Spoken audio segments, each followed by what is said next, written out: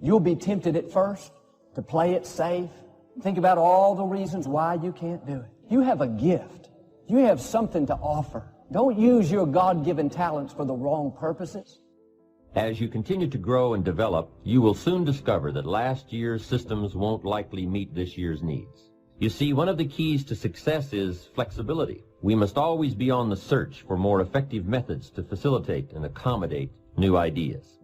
It's not too late to start right where you are. Some of you today, you just need some freshness in your life. Start stretching yourself. You have to stir up what God's put on the inside.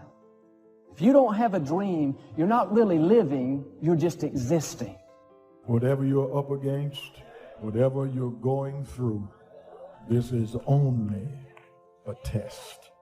All of us this morning are either coming out of a test, headed towards a test, or we're being tested right now. But the good news is it's only a test. The progress is in the process. And if you don't do it, he can't bless it. You got to throw everything. The misnomer is you have grossly underestimated what it takes to succeed. Want to be a doctor? Work that thing.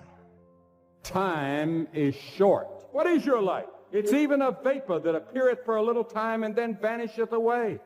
The saddest thing I have ever seen is a wasted opportunity. I've seen people misunderstand the opportunity, pollute it with arrogance or self-aggrandizement, and lose the opportunity. You may not understand why it's taken so long, why it hasn't turned out the way you thought, why you're in a lonely season. But everything you've been through was to strengthen you, to develop you, to prepare you. God wouldn't have allowed it if it wasn't part of the process.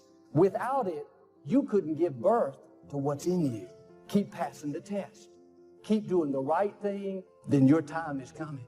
Your baby is on the way. What God promised, he will bring to pass. Listen to me. You have been given an opportunity. You have been given an opportunity of a lifetime. And if you think you're going to blow up, if you think you're going to get to the next level by luck, you got another thing coming. You're not going to go through life and get everything you want all the time. And you need to learn to be happy anyway. Need to trust God. If that's what God wants you to get, then he'll get it to you. And if it's not coming to you right now, then just be a happy camper anyway. Opportunity comes in chaos. A chance to stand up. A chance to get it right. A chance to make a U-turn. It may not be for everybody. It is how you perceive the chaos, whether you determine it to be opposition or opportunity. The process, the little steps that make a mile. It is not the destination. It is the things you learn along the way. It is the people who beguiled you and tricked you that make you wiser. Wisdom is made out of the stupid things you did before you got it. Don't miss it. That process is invaluable to you getting there. Does that mean that you have to be my age before you get there? Absolutely not. But it does mean that you don't go from thinking a thought to producing an idea without pain. The gestation period is critical. Gestation creates formation. By not being prepared, you make the choice of getting caught in some of life's unpleasant circumstances, failures, personal losses. By not being prepared, it's your choice. Now here's the other side of it. By being prepared, you increase your chances of success. Some people tend to blame others for their mistakes. Concentrate on the work at hand and demand of yourself the discipline to stay focused. If you have a long list of things to get done within a day, do the toughest ones while your concentration is at its peak. Learn your body's rhythms and do the jobs that need the most concentration when you're able to do them best. Use your discipline to keep your mind in line. When you recognize the need to concentrate more, when you recognize this need, it will come easier and easier. Focused concentration can become a habit. Make your mind pay attention. Discipline yourself to be where you are. Work at work and play at play. Don't mix the two. Every time acres came up available around that 16, I bought it. And I bought 6 more. And then I went back and I said, well, Lord, all my friends ain't locked up, but some of them just ain't, they just ain't nothing.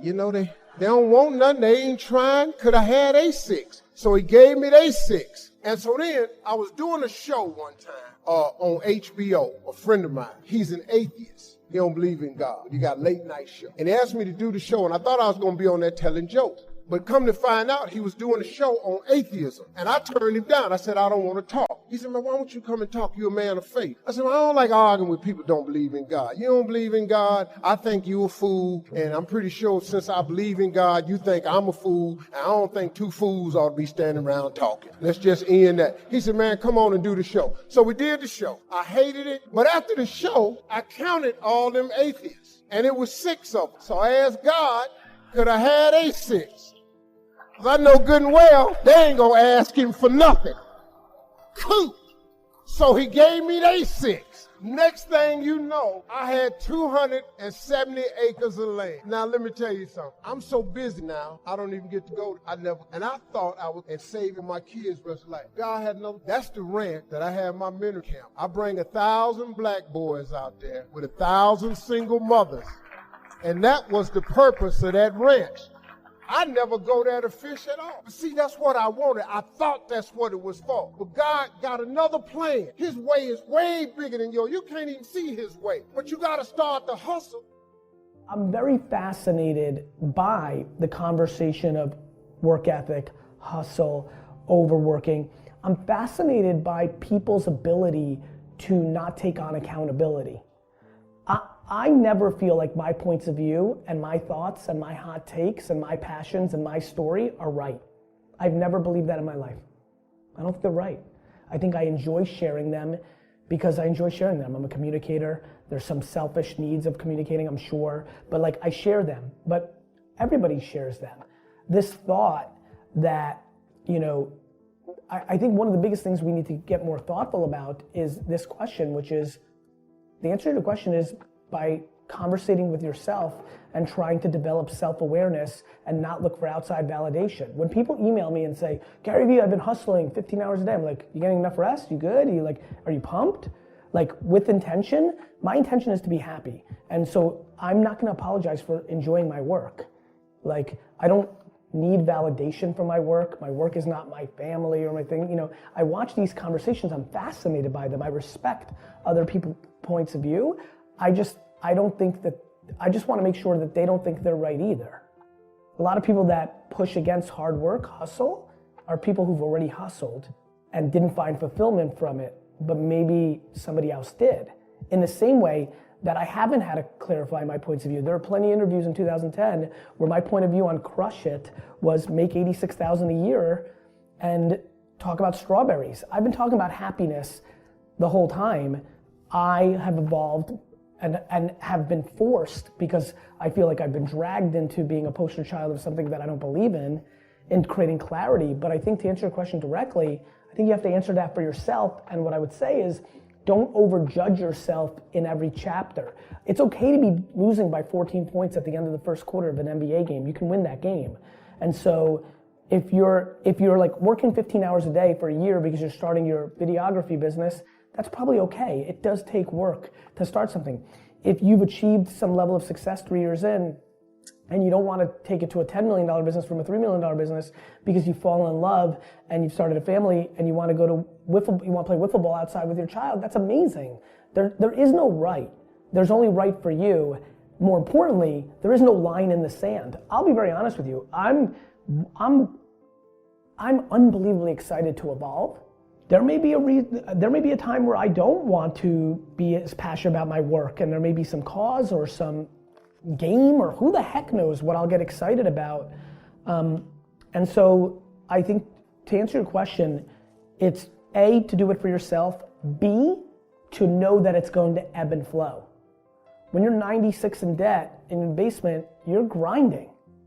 When you're not in the same place, you don't have to do the same things. You may still want to. I still want to. I love operating. I was afforded a lot of opportunities besides building VaynerMedia and having a client service business, 1,000 employees, a lot of chaos. I enjoy that. And look, there's a lot of people, I don't post pictures of my family on social media.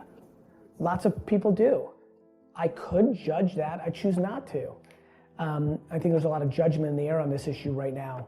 And so, yeah, I'm trying to do a better job over the last year of clarifying it because I don't want to be dragged down in the momentum of something I don't believe in, which is, why in the world would I believe in, why would any human being want somebody to burn out and not be happy? But guess what? I would be burnt out and unhappy if I worked 9 to 5. I know unbelievable amounts of unhappiness from people that work 40 hours a week.